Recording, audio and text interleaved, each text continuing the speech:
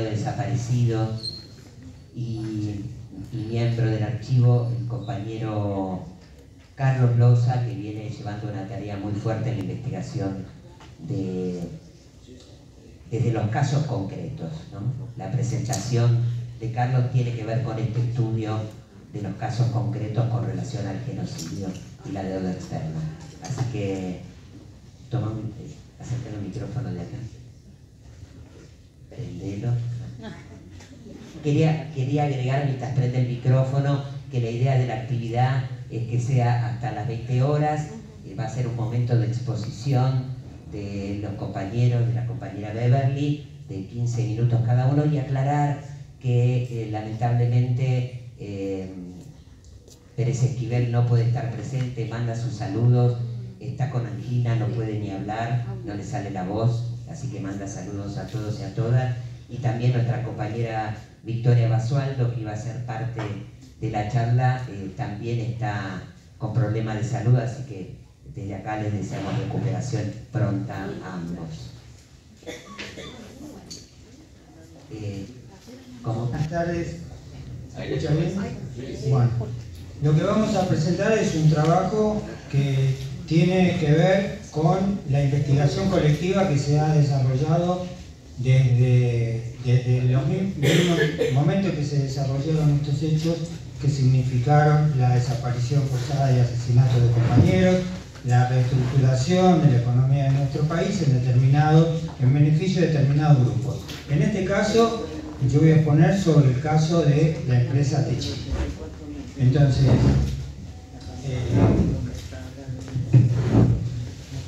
la espalda, pero voy a ponerme acá al costado. Bueno, va a constar de estas partes los cargos en la superestructura del Estado, que es de las personas y de los grupos económicos a que pertenecían, quienes propiciaron el golpe de Estado, en alianza con los sectores militares.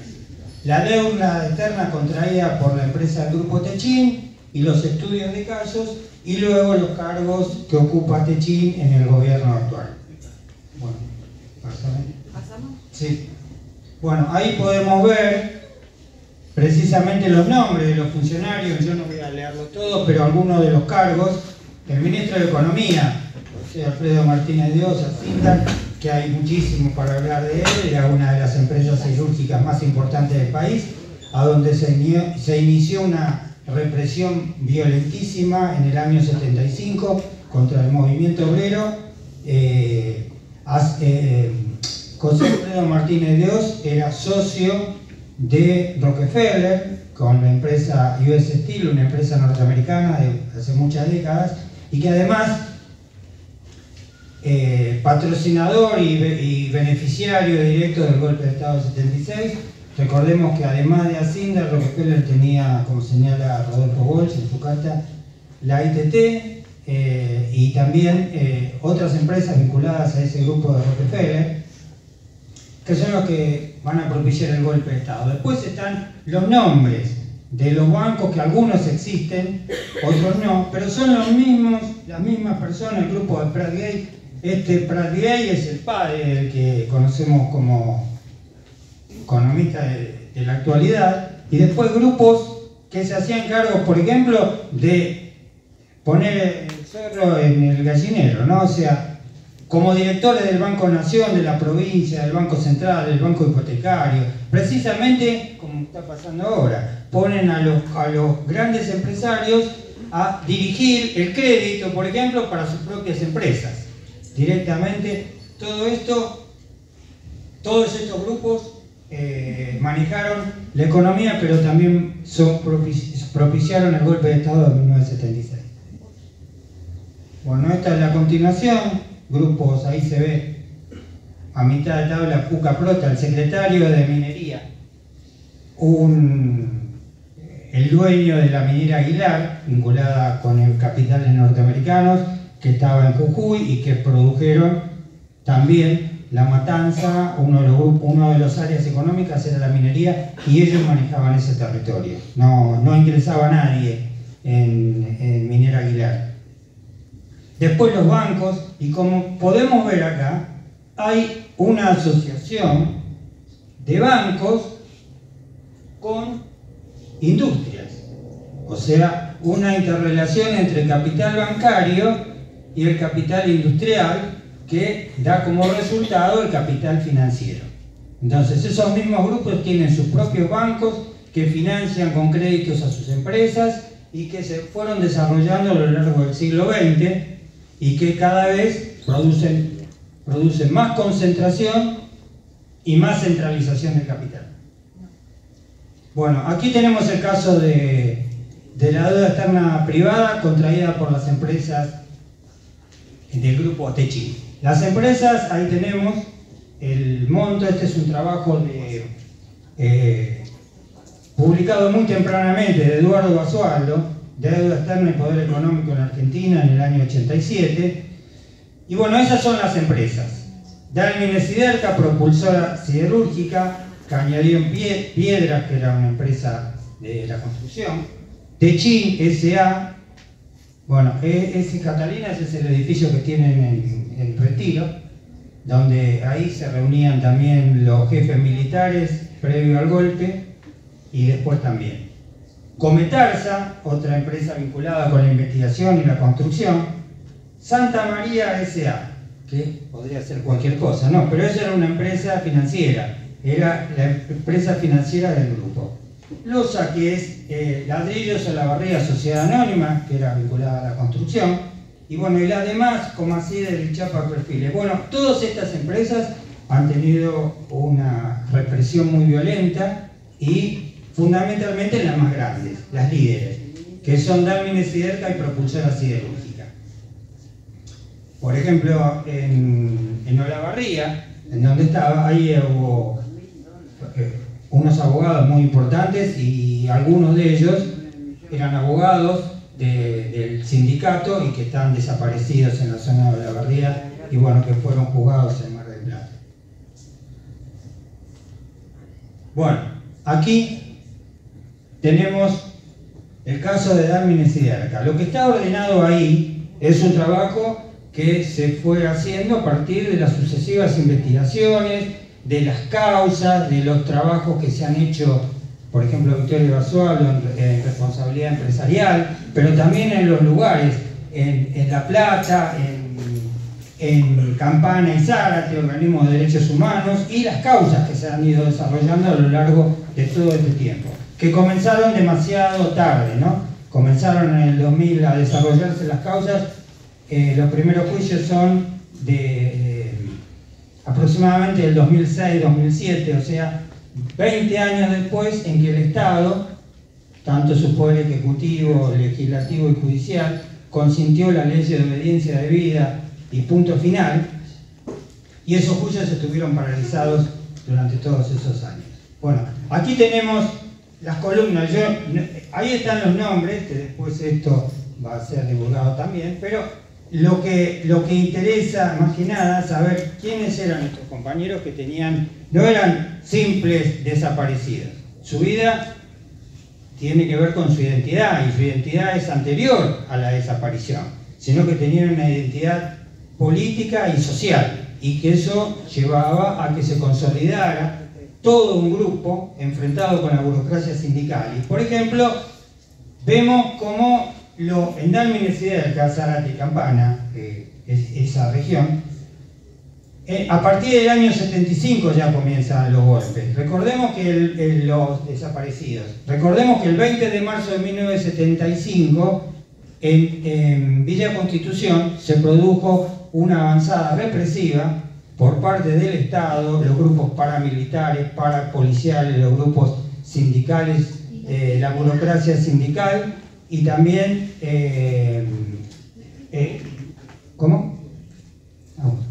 Bueno, los grupos sindicales y de ultraderecha, organizaciones de ultraderecha que estaban en el peronismo, convalidados también por la burocracia sindical, que fue un factor decisivo para que esto tuviera este desenlace. Si los sindicatos, especialmente los sindicatos de la Unión Obrera Metalúrgica, que era la industria más poderosa y lo sigue siendo también, no hubieran actuado sobre ellos, realmente si esos sindicatos estuvieran en manos de los trabajadores, de estos trabajadores, en definitiva, las bases, los compañeros estaban con sus propias conducciones, pero las conducciones gremiales residían en los edificios. Entonces lo que tenía la burocracia sindical eran los edificios, pero no tenían a los trabajadores. Pero sí, eso, como pasa ahora también, les sirve para negociar también con el grupo Techín. Hoy también todo una repetición pareciera, una película que ya vimos.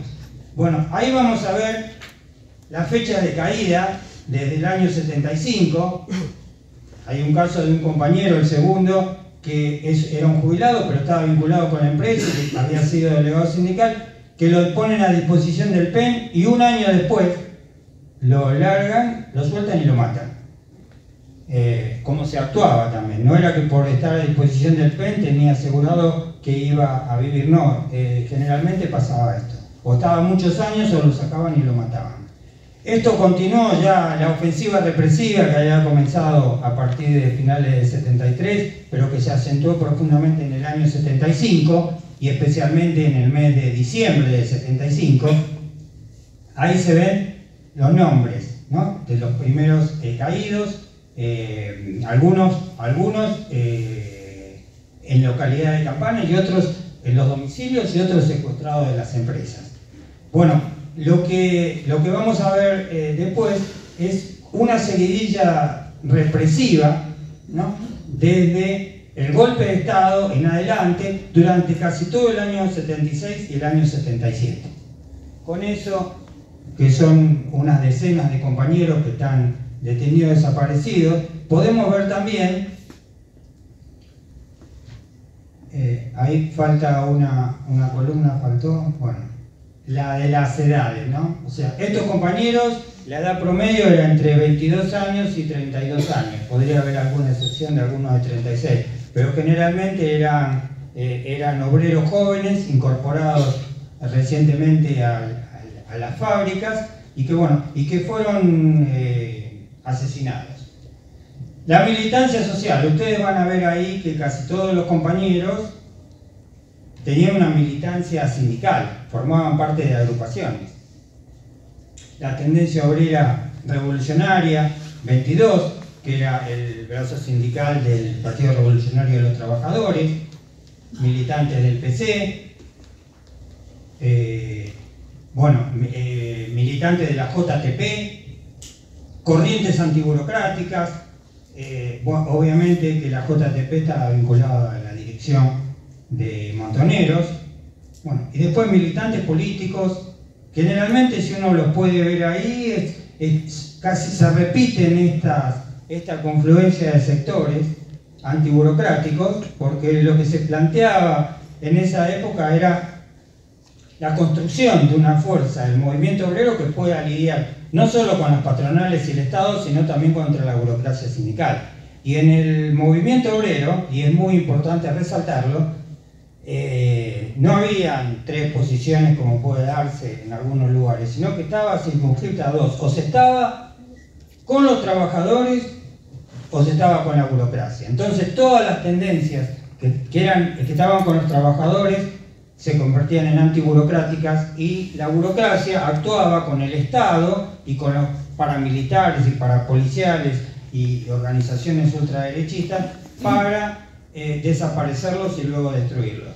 Para ir destruyendo esta idea de que hubo un enfrentamiento, ¿no?, porque estamos volviendo a tener que analizar cosas que ya dábamos por descontados, pero el reciente discurso de este gobierno, donde vuelve ya no solo a negar los hechos, sino a revalorizarlos, como pasó con esta visita que hicieron a Astiz y con las medidas que están tomando, con la destrucción de los sectores de investigación que tiene el Estado para esclarecer estos hechos. Ahí vemos que las caídas son en sus domicilios, y es importante relacionarlo con la hora del secuestro. Como mayoritariamente ustedes van a ver, 1:30 horas, 2:45, 23:35, 3 horas, todo de madrugada, últimas horas de la noche y madrugada, generalmente. Y van a ver también que algunas se producen dentro de las fábricas. O sea, que lo que está claro es que no hubo ningún enfrentamiento, fueron llevados de sus propios domicilios. Domicilios que ya tenían y que estaban actualizados porque esos datos estaban en la empresa. La empresa, también cerca, y sus autoridades daban esa información para que fueran secuestrados. Y las víctimas, o sea, en cada hecho, además se llevaban otros miembros de la familia, como pueden ser la esposa, generalmente, o hermanos. Entonces ahí aparecen todo ese listado. Esto es importante porque esto está en el RUT, el Registro Unificado de Víctimas del Terrorismo de Estado, muestra esto. Y procesar esto nos lleva a destruir esta concepción de que aquí hubo una guerra, que hubo dos demonios y toda esa basura que lleva ahora Milei, ¿no? Para entrevistarse con el presidente de Francia y reivindicar a Astiz y a todos los genocidas. Entonces, destruir esto, y que lo que se llevaron eran grupos, colectivos de trabajadores, y había otros colectivos sociales, obviamente, barriales, parroquiales, estudiantiles, vecinales, profesionales. O sea, son todos colectivos perseguidos directamente desde el poder del Estado, estigmatizados primero y luego represaliados. Bueno. Pasar. Bueno, generalmente no se investiga o no se profundiza, por ejemplo, en los compañeros que no están detenidos desaparecidos, que por ahí estuvieron detenidos desaparecidos algunos días, unas semanas, y luego fueron a parar a disposición del Poder Ejecutivo Nacional. Otros que estuvieron secuestrados, como vemos acá, las operaciones que hay generalmente son casi desde el mismo golpe de Estado, 24 de marzo del 76, bueno, precisamente en estas empresas donde primero se hacía presente el ejército. O sea, el ejército, cuando toma el poder, con la orden de batalla que se anuncia en las últimas horas del día 23 de marzo, en la madrugada los camiones del ejército, en este caso el ejército, estaban en las puertas de las fábricas. Ese es el primer lugar. Por lo tanto, no estamos hablando acá de que hubo una guerra, un enfrentamiento. No, hubo un genocidio. Hubo directamente gente estigmatizada, perseguida, asesinada y encarcelada. Muchas veces se dice, bueno, lo tuvieron algunos días, por ejemplo, pero fueron torturados. Y otros tardaron en pasarlos a disposición del Poder Ejecutivo varios días. Ahí tenemos, por ejemplo, un caso donde está Bugnet, es debajo de lo que está pintado en amarillo en la columna a la izquierda. Por ejemplo, es secuestrado el 26 de mayo y recién lo pasan a disposición del PEN el 3 de junio. Y así, de seguido, tardan, en estos casos en general, varios días, donde lo están torturando permanentemente y luego los dejan, yo no utilizo la palabra liberados, son soltados en algún lugar, en un campo, un par de días después o un par de semanas después. Y otros transcurren, por ejemplo, Bugnet, bueno, es el mismo caso, queda detenido hasta 1983.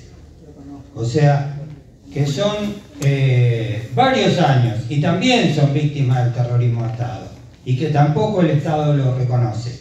Bueno, aquí vemos también, eran estos compañeros que también eran detenidos, también tenían participación gremial y pertenecían a organizaciones políticas y fundamentalmente eran delegados de base y tenían militancia sindical. Bueno, pasamos al caso de propulsora siderúrgica. Bueno, para el caso es lo mismo. Acá tenemos presente un compañero que también trabajó en esta empresa, era miembro de la lista blanca y una figura muy importante en esta situación que se fue dando durante el golpe de Estado. Bueno, aquí pasa lo mismo también, el mismo horario, el mismo patrón de horario es últimas horas de la noche y las primeras horas de la madrugada. Esos son los operativos. ¿Qué operativos hacían? Entraban en los domicilios, rompían todo, se robaban todo, aterrorizaban a la familia, se llevaban a los compañeros y luego eran asesinados, eran desaparecidos. Todavía algunos casos, por ejemplo, cuando dice, ahí está lo de la edad, ¿ven lo que? Fíjense las edades, la cuarta columna. Bueno, y lo que dice, donde dice Redefa, que es la tipificación, es registro de fallecidos, son los compañeros que sí fueron, sus cadáveres fueron recuperados. El resto todavía no sabemos dónde está. El delito continúa cometiéndose y el Estado no hace nada para resolver esto. Bueno, ahí están también la participación de los compañeros en propulsora siderúrgica, y también vemos que a veces hay aquí víctimas múltiples, en algunos casos 3, o son individuales, otros 6, pero lo que aparecían eran operativos que destruían a estos colectivos y que lo hemos reflejado acá. O sea, la participación, lo que señala claramente que eran grupos organizados, lo que señalan era la edad y la militancia fundamentalmente, cómo estaba constituida, y el peligro que representaba para el grupo Techín que esta clase obrera organizada tuviera mayor nivel de decisión que ellos. Bueno, pasa. Sí, se me está... Carlos. Bueno. Sí, el tiempo. Bueno, esto también pasa lo que se repitió antes, son los trabajadores de propulsora siderúrgica que no están desaparecidos ni asesinados, pero que sí padecieron las consecuencias de la represión.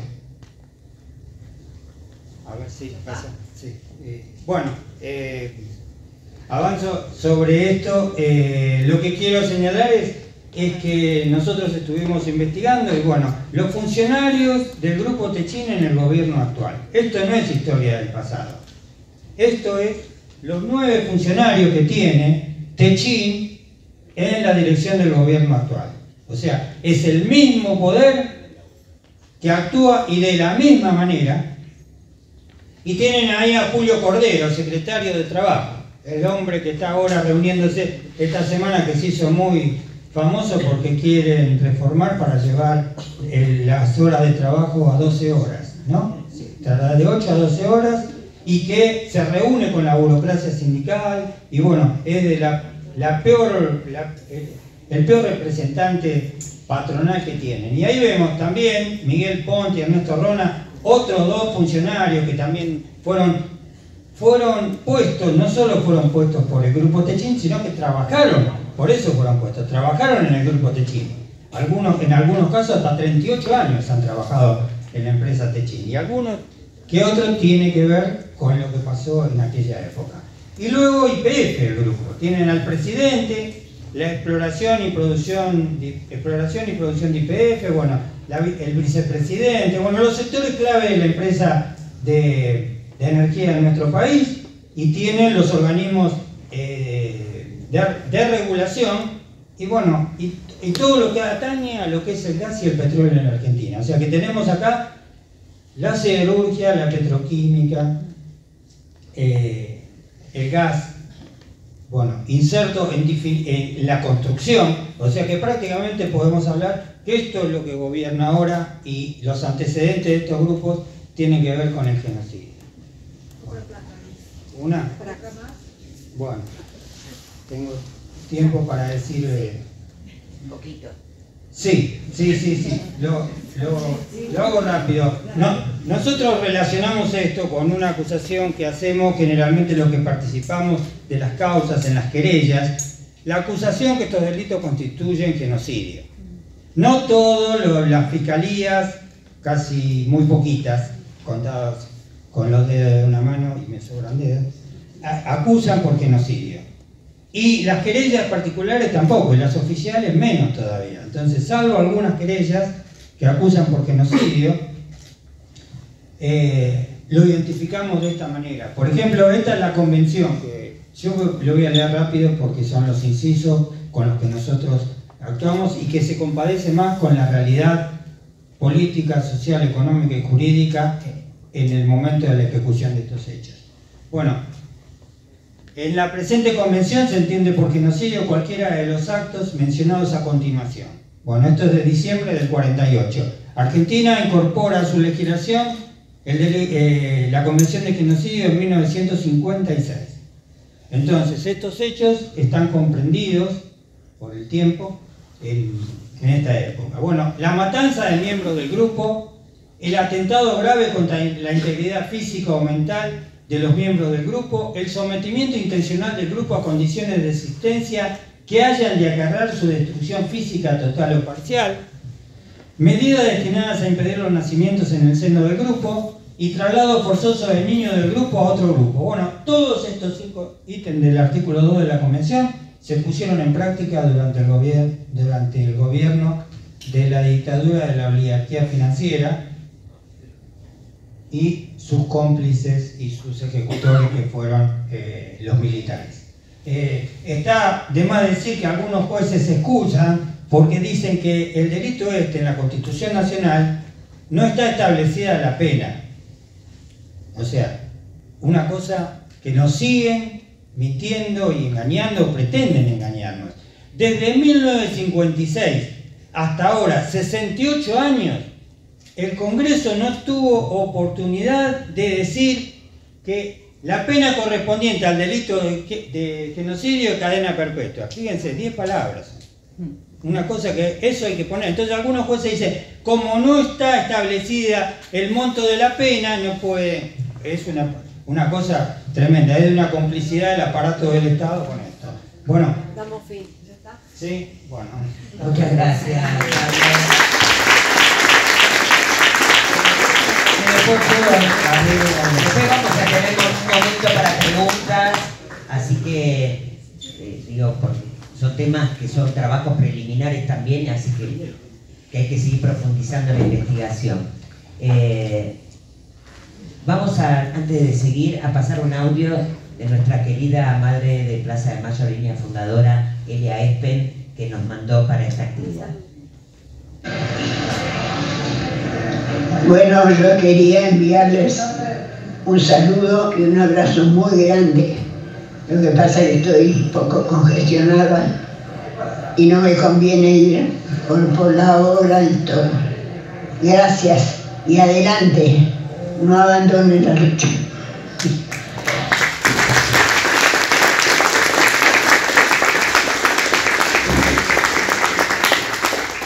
Bueno, como dije al inicio, algunos llegaron después, en este momento iba a hablar Victoria Basualdo, que se enfermó, pero por suerte acá un compañero que trabaja con Victoria, que es miembro de Flaxo, del área de Economía y Tecnología, Pablo Peláez, bueno, nos cubre este hueco, le agradecemos, y él se va a referir a la responsabilidad empresarial.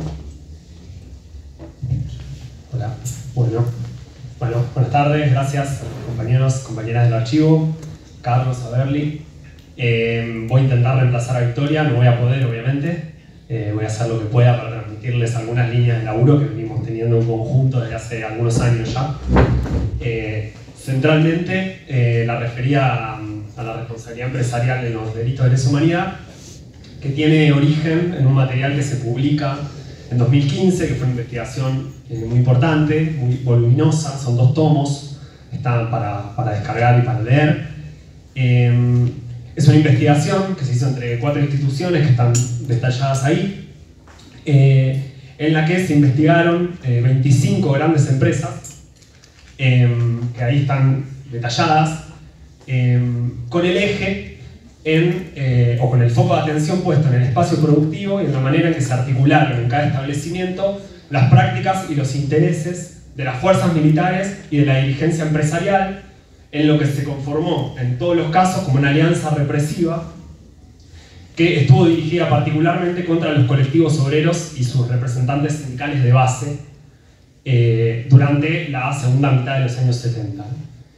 Como pueden ver, el universo que se abarcó en esta investigación fue bastante amplio. Hay empresas de todas las provincias, hay empresas de diferentes actividades, siderúrgicas de Techín de Asindar, automotrices Ford y Fiat, astilleros Río Santiago, Astarza, diarios como La Nueva Provincia, Multimedios, San Rolé hoy en día, ingenios azucareros de Tucumán, La Fronterita, Concepción, ceramistas, los Adur Catania, en zona norte de la provincia de Buenos Aires.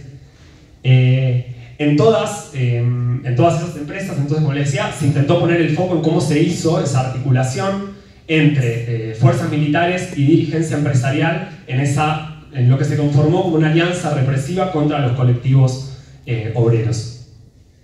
Como ya lo saben, simplemente lo traigo como para recordarlo, la clase trabajadora en Argentina durante el siglo XX y particularmente durante la segunda mitad del siglo XX fue sujeto de importantes luchas y de un gran poder acumulado de sus representaciones sindicales de base que se convirtieron en un elemento central en los establecimientos laborales, que llegaron a cuestionar la autoridad y el orden productivo en los establecimientos laborales en un proceso de 4 décadas de acumulación de poder y organización y en articulación para las décadas del 60 y 70 con organizaciones políticas revolucionarias, ¿no? Sujetos de levantamientos populares, Cordobazo, los tucumanazos, tomas de establecimientos como fue el conocido de los astilleros Astarza en el 73, coordinaciones muy importantes como el plenario en Villa Constitución del 74, como decía Carlos, después tuvo su respuesta represiva en marzo del 75 durante el gobierno constitucional de María Estela Martínez de Perón. Y una de las formas de ver los resultados de esta investigación que les traigo, algunos números están puestos ahí. Esto es información que se fue actualizando. Por ejemplo, cuando Carlos expone el caso ahí de las empresas de Techín, una parte de esa información está volcada en estos informes, otra parte de esa información se fue actualizando. Entonces tenemos una cantidad de víctimas trabajadoras, como les decía, buena parte había participado en conflictos laborales y ocupaba cargos gremiales. Se destacan distintos casos, ahí está Dálmines y Erca, del que voy a hablar un poquito, donde hay entre 70 y 100 víctimas, o sea, grandes casos con una cantidad enorme de víctimas. Y lo que también mencionaba, la constatación, aunque ya lo sabíamos, de que la represión empieza y la responsabilidad empresarial empieza antes del golpe, el caso de Asíndar en Villa Constitución, contundente, digamos, al respecto. En relación a lo que llamamos, o se llamó en ese informe, las prácticas empresariales represivas, fueron básicamente todas estas prácticas en donde se vio esa articulación de intereses entre fuerza militar, de ocupación y dirigencias empresariales, y en los distintos casos, en las distintas empresas, se fueron constatando estas prácticas, ¿no? Los porcentajes son en la cantidad de fábricas donde se constató esa práctica, ¿no? Entonces tenemos que en una inmensa mayoría de esas empresas se constató secuestros de trabajadores desde los espacios laborales, en otra inmensa mayoría la entrega de información privada y listas de delegados a las fuerzas represivas. En casi más de la mitad, la presencia de cuadros empresariales en detenciones, secuestros y hasta torturas de trabajadores y activistas. En una importante cantidad de casos, los aportes económicos a las fuerzas represivas. Está el caso patente de Ledesma en Jujuy, donde se sabe que fue la empresa la que puso incluso las camionetas en las cuales se secuestraron a los trabajadores durante la noche del apagón. Otro tipo de prácticas, uso de camionetas y vehículos de la empresa, como les decía también para el caso de Ledesma. La presencia militar en las fábricas, en los establecimientos, en una inmensa mayoría de casos. La participación de miembros de las Fuerzas Armadas en cargos directivos de las empresas. De nuevo, ahí Asíndar es un caso muy paradigmático. Martínez de Oz, que es el ministro de Economía de la dictadura, viene de ser parte del directorio de Asíndar, asume como ministro de Economía de la dictadura y lo reemplaza un importante militar que era Alcides López Aufranc. Y como una de las últimas y más, digamos, contundentes prácticas que se vieron en al menos 5 casos, evidentemente hay más, pero en 5 casos se pudo constatar, además de las que figuran ahí, que es básicamente la presencia de centros clandestinos de detención en los propios establecimientos de los fabriles, ¿no? En esos propios espacios productivos. Esto es el caso más conocido de Ford, donde se sabe que en el quincho que tenía la empresa, llevaron a los trabajadores de la empresa y fueron torturados y detenidos inicialmente ahí. Pero en otros casos se demostró, casos de astilleros Río Santiago, el astillero estatal enorme en la zona de Berizo, Ensenada, Asindar de nuevo, donde funcionó el albergue de solteros de la propia empresa como centro clandestino, Ingenio, La Fronterita en Tucumán, y el caso de la Veloz del Norte en Salta, una empresa de transporte sobre la cual después voy a volver.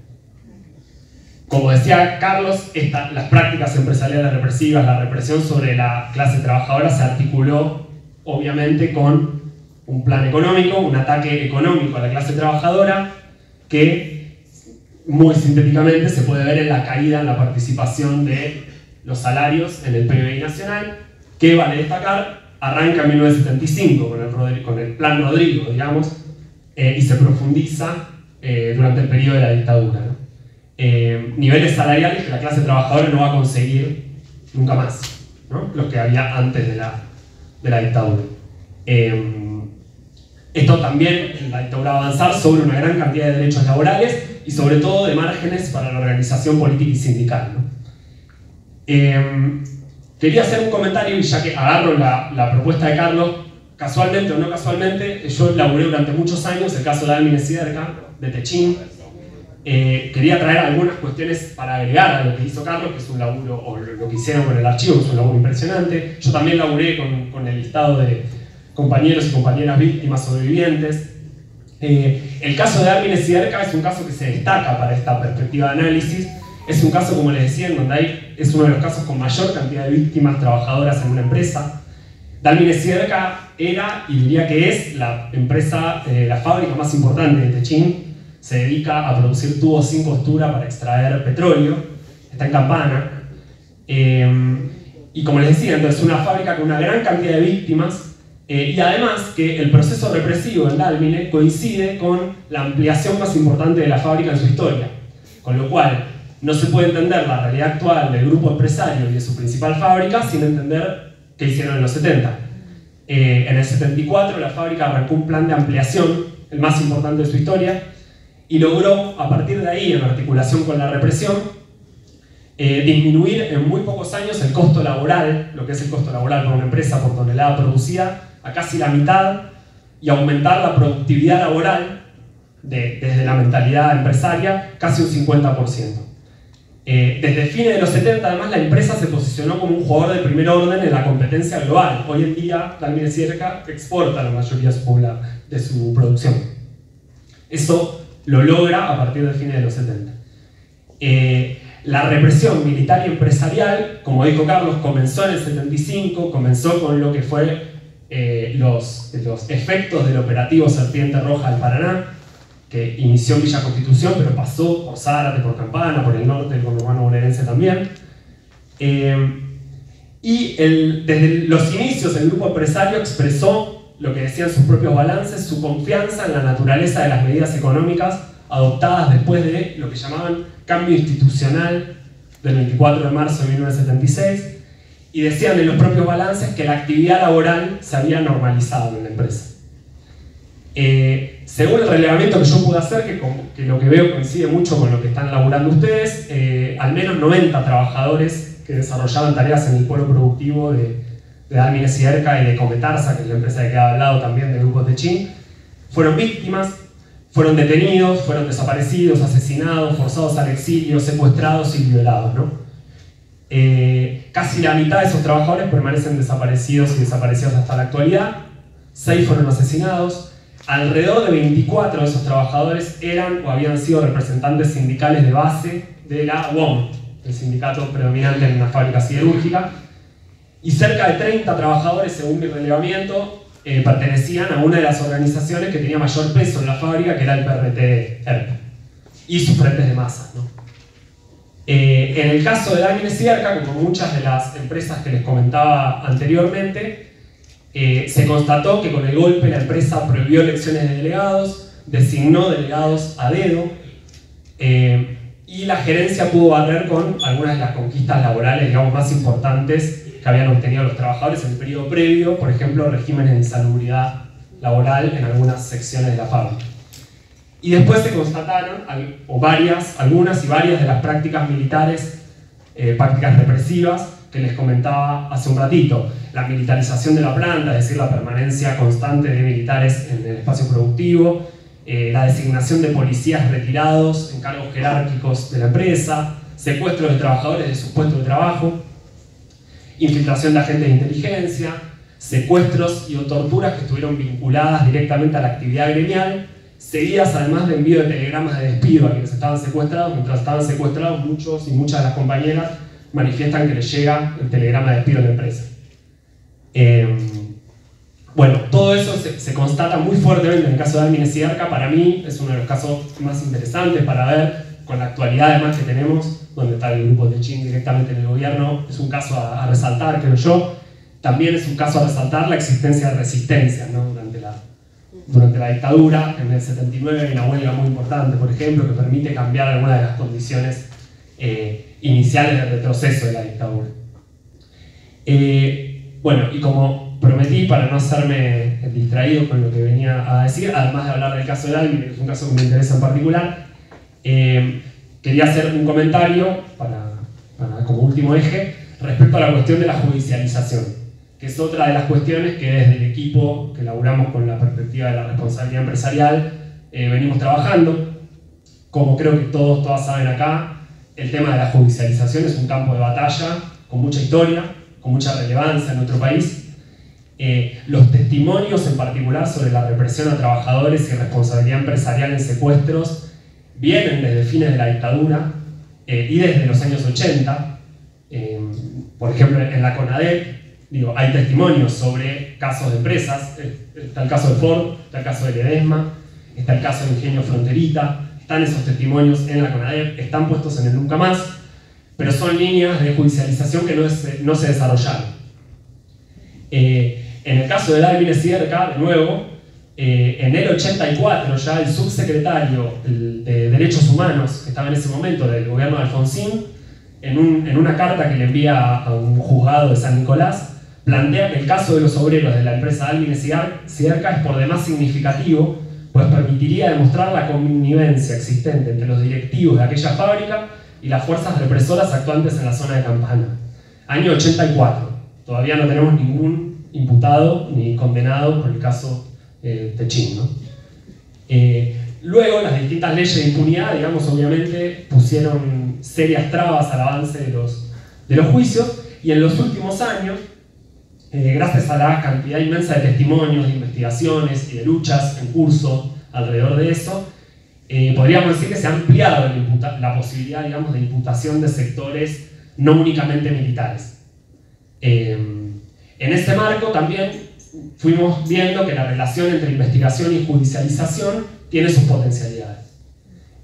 Un hito en eso, creemos nosotros, y además porque estuvimos involucrados activamente, fue lo que fue la causa Ford, que fue un juicio oral y público entre el 2017 y 2018, que fue histórico porque el Tribunal Oral de San Martín no solo condenó al jerarca militar Riveros, que era el jefe de Campo de Mayo, sino también, y esto es un hito en la historia de los juicios en Argentina, al ex jefe de seguridad de la fábrica Ford, Sibila, y al ex gerente de manufactura, que era también miembro del directorio de la empresa, Pedro Müller.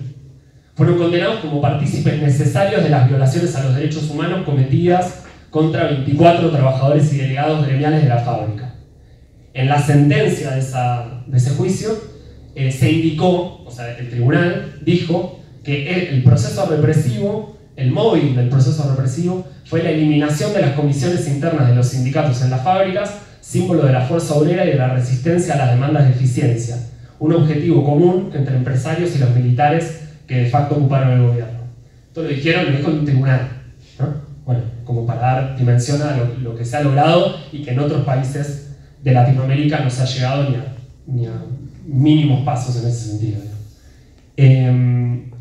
La línea de trabajo sobre responsabilidad empresarial también viene dando lugar a iniciativas en otros campos de la justicia, en la justicia penal, en la justicia civil e incluso en la justicia laboral, donde hay fallos, particularmente de nuevo en el caso de Álmines y Erca, hay varios fallos de la justicia laboral, algunos adversos, algunos favorables. Para ir cerrando, el ejemplo de Ford fue y es retomado en otras causas judiciales, más o menos encaminadas con avances y retrocesos en la actualidad, en la que se están intentando juzgar responsabilidades empresariales. Está el caso de la empresa de transporte La Veloz del Norte, de Salta, cuyo dueño Marcos Levín y uno de sus directivos fueron condenados en 2023 por detenciones ilegales y torturas a 16 trabajadores de la empresa. Está el caso de Ingenio La Fronterita, está el caso de Astilleros Astarza, está el caso de la automotriz Mercedes-Benz, cuyo ex gerente de producción Tasselkraut está procesado actualmente. Está el caso de la siderúrgica Sindar, está el caso de las cerámicas Losauri Cataño, zona norte del conurbano, donde hay 2 exgerentes y subgerentes procesados en este momento. Y obviamente, como además de estas potencialidades, digamos, sabemos todos los límites existentes para el avance de estas causas, que tienen que ver obviamente con el poder económico, obviamente el poder que sigue y las diversas formas de intervención que tiene para el funcionamiento de la justicia. Esto se puede ver en infinidad de casos.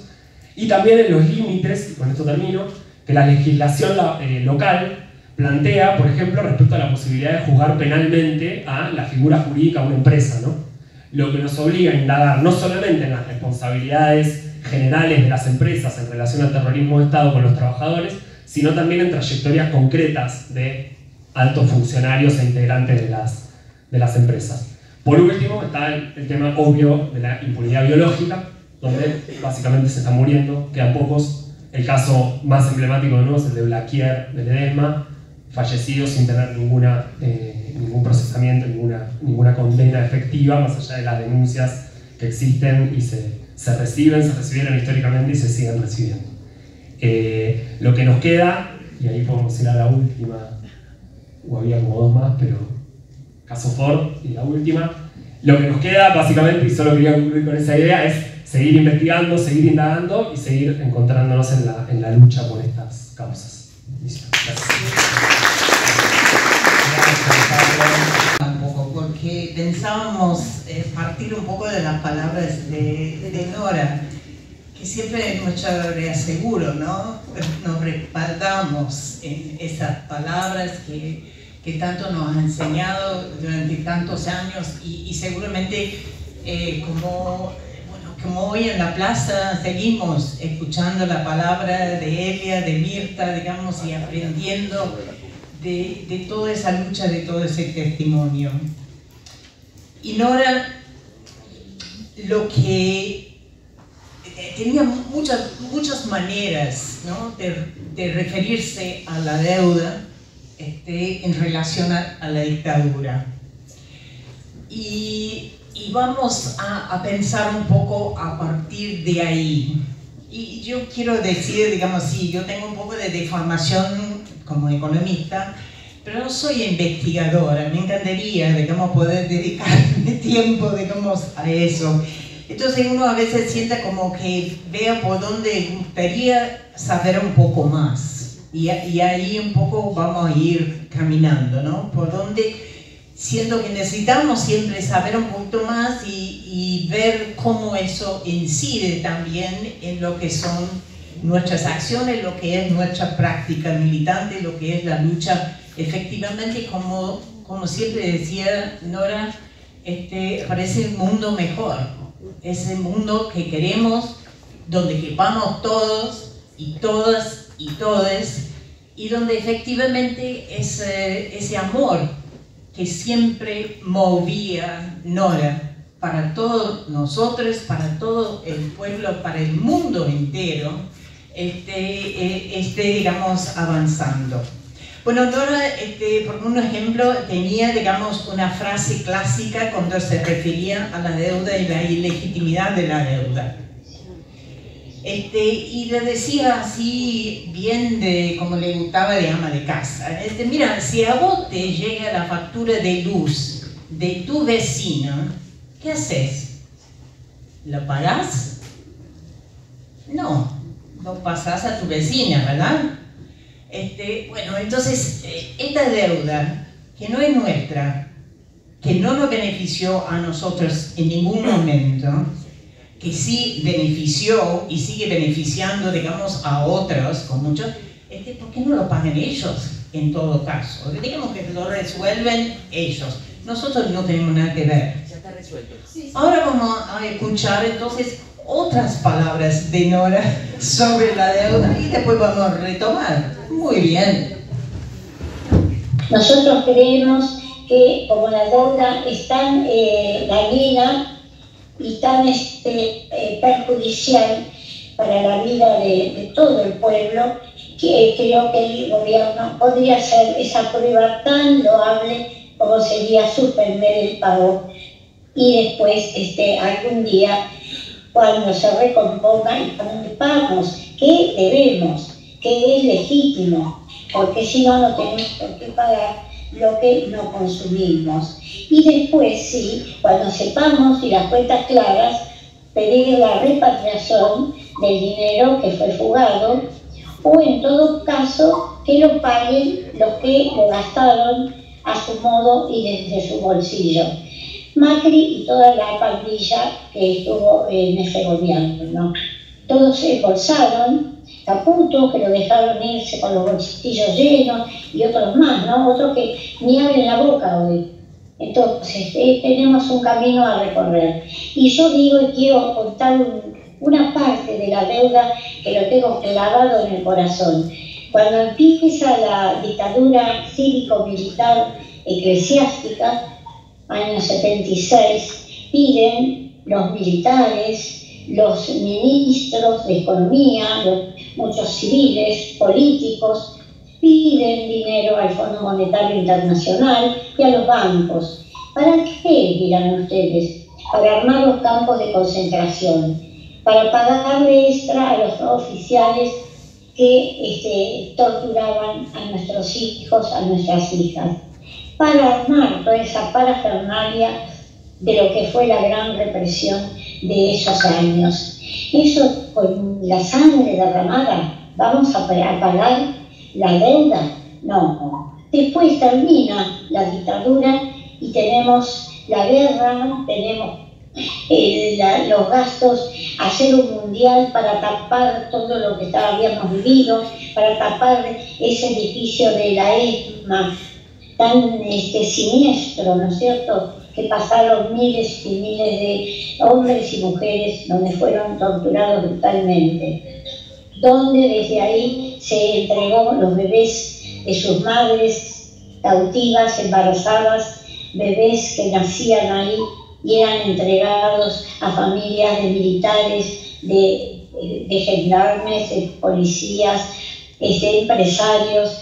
Bueno, esos que tantos jóvenes hoy no conocen su verdadera identidad, con la anuencia de una parte de la Iglesia. Entonces, toda esta deuda que los políticos saben cómo se acuñó, ¿no es cierto?, es bueno que se acepte esta suspensión, que se acepte que podamos controlar qué fue esa deuda, cuál es legítima, si hay una deuda legítima. Después, entonces, nos encaminaremos a saldar, porque el fondo no tiene interés que le paguemos la deuda, tiene interés que todos los meses le paguemos los intereses.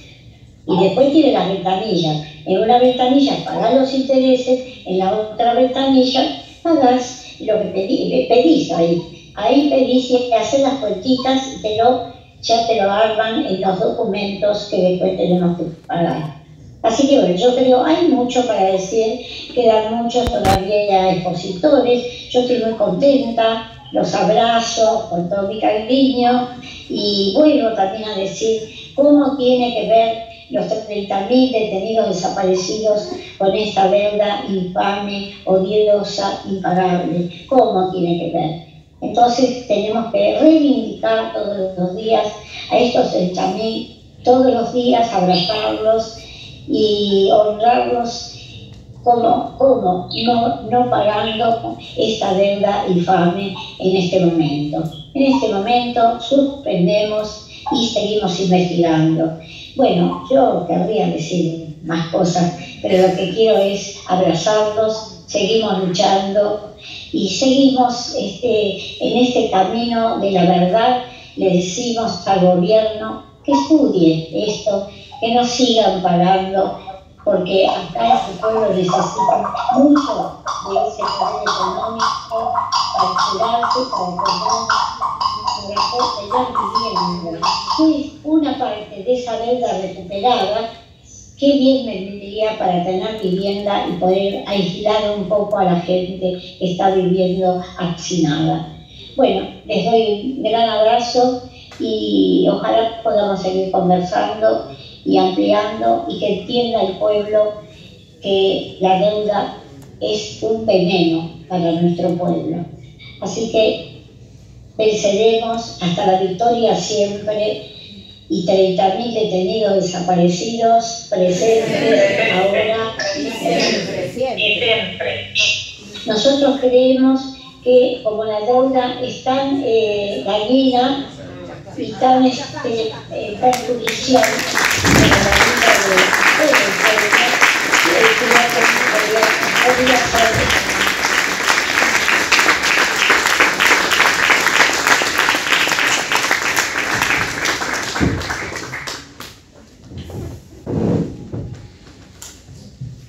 No sé si voy a poder hablar. Vamos a intentar, no vamos a tomarlo así despacito. Esa visión de la deuda, que es la deuda de Techint, que es la deuda de Blaquier, que es la deuda de Asindar, la deuda de todas estas empresas, de esos bancos que efectivamente tienen nombre y apellido. Y como vimos en ese momento, hace ya 4 años, más o menos en el momento de esa charla con Nora, que fue alrededor del 25 de mayo 2020, después de apenas 2 meses de aislamiento por la pandemia, y necesitamos todos, y Nora sobre todo remarcaba en cada momento esos abrazos que nos faltaban. Pero bueno, en ese momento también el gobierno nuevo, en ese momento, anunció que iba a pedir, de hecho que había pedido al Banco Central una investigación del proceso de fuga de capitales durante el gobierno anterior, esa referencia que hace Nora al expresidente Macri, al entonces secretario de Finanzas, ministro de Economía Caputo. En ese momento estaba muy calladito, voy a hablar un poquito más, podemos decir. Tiene que ver con ese momento y esa investigación que efectivamente hizo el Banco Central, y se sacó y lo mandó a todo el Poder Judicial, le mandó a todo el Poder Legislativo, y ahí queda. Y ahí quedan también los nombres de lo que denuncia, que es la concentración en un puñado de empresas, un puñado de personas, esa fuga de capitales, esa fuga total de los 45.000 millones de dólares de la estafa que se firmó con el Fondo Monetario en este momento. Y ese silencio, que fue roto un poquito por otro investigador, el Perro, en el cohete a la luna, que sacó, digamos, la nómina de personas y empresas que se decía en ese momento era lo que mostraba esta investigación del Banco Central. Nadie hasta la fecha lo ha desmentido, aunque el Banco Central tampoco lo ratificó en ningún momento. Pero si uno toma esa listada de personas y ese listado de empresas y le pone a la par de ese dictado con lo cual Carlitos empezó su presentación, vamos a ver que son prácticamente los mismos. Y donde no son los mismos es porque se fusionaron muchos de ellos en el camino y tenemos que trazar eso. O sea, una continuidad absoluta con ese proceso de endeudamiento durante la dictadura que favorecía empresas concretas ayudadas por el proceso represivo y que hoy en día sigue siendo los dueños de la vida y el presente, el futuro de nosotros, de nuestro país, de nuestra naturaleza. Entonces ese es el desafío que enfrentamos. ¿Cómo seguimos, cómo profundizamos estas investigaciones? Sin duda, cómo avanzamos procesos de judicialización, yo creo que son importantes pero también nos tenemos que ver esos procesos de judicialización con todos los límites que tiene. Tenemos un proceso muy conocido de judicialización e incluso del proceso de acumulación de deuda. El 13 de julio del año 2000, después de 18 años de tramitación en el Poder Judicial, salió el fallo en la causa Olmos. Recordamos esa causa donde se constata más de 477 arbitrariedades, se da la lista de las empresas, de los grupos, de los bancos, los procesos, por lo cual las empresas públicas del país fueron endeudadas arbitrariamente para ingresar divisas que nunca llegaron a las empresas, pero lo cual los hizo fácil de convencer a todo el público años después de que por la deficiencia de los servicios, por los altos deudas que tenían, habría que privatizar estas empresas. Bueno, todo eso está constatado en el fallo del Poder Judicial en el año 2000, que sin embargo no condenó a nadie, no procesó a nadie, dejar todo pasar y envió el fallo al Poder Legislativo, conminando al Poder Legislativo a agarrar el guante y su responsabilidad constitucional en el proceso de acumulación de deudas del país. Eso es lo que dice la Constitución, es el poder, es el Congreso responsable de ese proceso, y el Poder Legislativo, como sabemos, hasta el día de la fecha, poco a nada se ha hecho al respecto.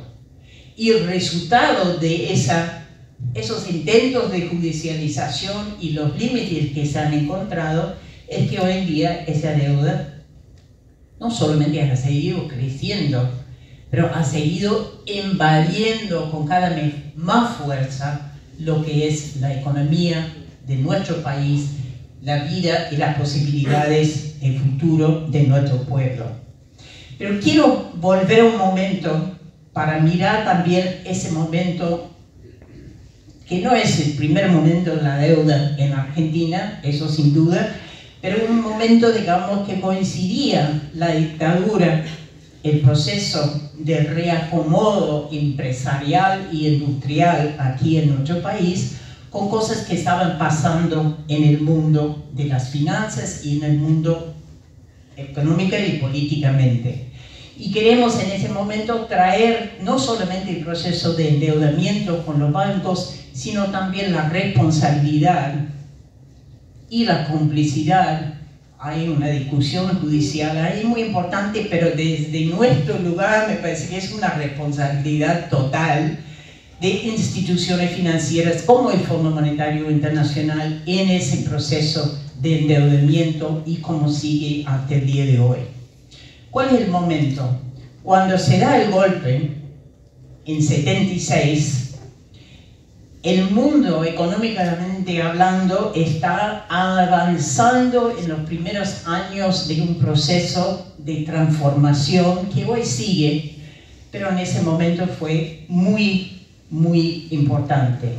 Se puede decir que el primer momento oficial de ese cambio de fase de acumulación capitalista fue el 15 de agosto de 1971, cuando Estados Unidos dice los acuerdos de Bretton Woods, que organizaban la economía capitalista mundial después de la Segunda Guerra Mundial, se terminaron. El dólar vale el dólar, le gusta o no le gusta. Ya no se puede cambiar para el oro, y la estabilidad monetaria que pregonaba el Fondo Monetario Internacional, la economía mundial en ese momento, ya no corre. Cada divisa en cierto sentido se tiene que defender a su manera y en relación al dólar, significando en pocas palabras que efectivamente el objetivo de los acuerdos de Bretton Woods, que esta semana cumplen 80 años, de expandir el poderío de la economía estadounidense por el mundo entero siguió intacto y sigue intacto hasta el día de hoy, pero los mecanismos cambiaron. El rol del Fondo Monetario, por ejemplo, cambió sustancialmente a pasar a ser un poco el lugar de garantía al capital financiero privado, que preste donde preste, el Fondo Monetario le podía garantizar que lo iba a poder recibir de vuelta sus intereses. Como dice Nora, esos intereses que significa que la deuda siempre va a seguir creciendo, siempre va a ser una deuda perpetua. Bueno, la verdad que lo que pasaba en ese momento es que el sistema capitalista estaba en peligro de colapso, de derrumbe. ¿Por qué? Y hablaba, digamos, de los petrodólares que estaban acumulando en los bancos en Nueva York, que necesitaban dónde invertirlos para percibir esa ganancia y no encontraban dónde invertirlos para tener esa ganancia. Entonces, sigue Martín de Dios, no había mejor solución que encontrar lugares como la Argentina que podían absorber esos capitales, podían recibir esos préstamos, y así los bancos salvaban, digamos, sus necesidades de percibir esas ganancias, esos intereses de retorno. Y efectivamente, digamos, bueno, efectivamente, entonces el problema de la deuda externa, digamos, no tiene nada que ver con las necesidades del pueblo ni de la naturaleza argentina. Solamente tiene que ver con las necesidades y las exigencias de un sistema financiero internacional. Y bueno, esto es lo que llevó adelante ese proceso. Llevó también, obviamente, a lo que es el proceso de búsqueda en distintos momentos de solución a ese problema de la deuda. Uno de ellos lo conocemos bien, los años 90. ¿Cuál era la solución al problema de la deuda? Las privatizaciones. Bueno, otra figura de esta historia, Henry Kissinger, por ahí a algunos les suena, en el momento de los golpes en Chile, en Brasil, aquí en Argentina, fue secretario de Estado, o sea, canciller de Estados Unidos, artífice sin duda de toda esa estrategia militar y financiera de sometimiento. En el año 85, ya no era secretario de Estado, pero estaba en una reunión de la Comisión Trilateral, 85, hablando del problema de la deuda y que no se podía cobrar en ese momento. Porque recordamos siempre que la crisis de la deuda es cuando los bancos no pueden cobrar. No es aparentemente crisis de deuda cuando el pueblo no puede comer, o cuando la fuente de agua están destruidas por el avance del sistema extractivista. Para el sistema financiero ese no es una crisis. La crisis es cuando los bancos no pueden cobrar. Y en el año 85 tenían mucha crisis. Los bancos, efectivamente decían, los 10 bancos más importantes de Estados Unidos estaban al borde del quiebre por la dificultad que tenían de recibir sus ganancias, sus intereses desde América Latina y el Caribe. Pero ¿qué decía Henry Kissinger en ese momento? Decía, mira, la verdad es que no hay problema, no nos preocupamos. Si no pueden pagar la deuda, que lo paguen con acciones, con activos, que lo paguen con las empresas públicas, año 85. Y bueno, es lo que seguimos haciendo. Podemos decir que el señor de BlackRock, Larry Fink, es un nombre que tenemos que recordar, lo vamos a escuchar cada vez más, decía hace un par de años atrás también, mirando a la crisis climática, decía que los inversores como él iban a tener que mirar de qué manera los activos naturales, o sea, esas cosas que nosotros llamamos agua, aire, bosque, bueno, los activos naturales, decía, pueden sostener el proceso de expansión de nuestras inversiones. Escuchame bien, digamos, el mismo que en medio de la dictadura decía que el endeudamiento de Argentina es una manera de solventar, en cierto sentido, la crisis financiera internacional, son los mismos actores que hoy nos están diciendo que no alcanza con el hambre, no alcanza con el desempleo, no alcanza con destruir el Estado, que necesitan también controlar los activos naturales, o sea, la esencia de la vida, lo que es posible para todos nosotros. Entonces, quiero terminar esta periplo, tal vez un poco desordenada, pero pensando, digamos, en esta deuda, este Fondo Monetario que desde los primeros días de la dictadura estaba ahí. Algunos recuerdan, algunos lo han visto, otros recuerdan, digamos, la tapa de Clarín que anuncia el 26 de marzo de 1976 que después del reconocimiento a la Junta de parte del gobierno de Estados Unidos, el segundo en aparecer era el Fondo Monetario Internacional, reconociendo la Junta Militar en Argentina. ¿Por qué? Porque ese mismo día el Fondo Monetario declaraba que había estabilidad política en Argentina, podría efectivamente aprobar un nuevo préstamo que hizo a 2 días del golpe militar.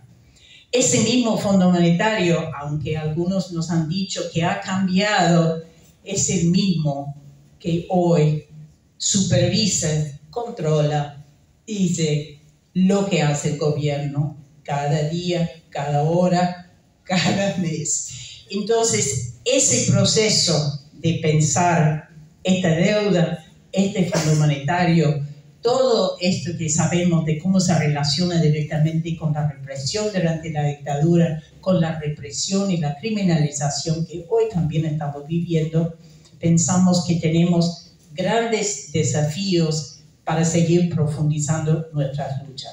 Y en este momento, en esta semana, que además lanzamos una campaña, la verdad, a nivel mundial para enfocar esta acción del Fondo Monetario Internacional, coordinado siempre con el Banco Mundial, a 80 años de su creación, sigue cumpliendo la misma función, al servicio del poder imperial, sobre todo del gobierno argentino, del gobierno de Estados Unidos y los intereses financieros de estos grandes empresarios.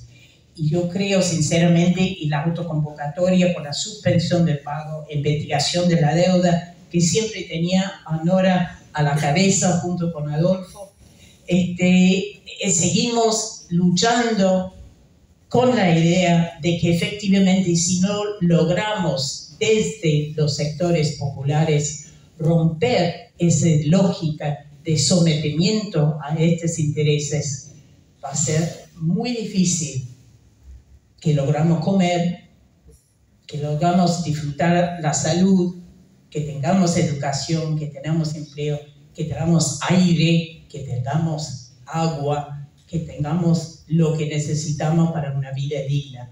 Y creo que Nora siempre nos está convocando a esa lucha. Entonces sabemos que ahí nos vamos a seguir encontrándonos juntos aquí en Argentina, en toda América Latina y el Caribe y de hecho a nivel mundial. Gracias.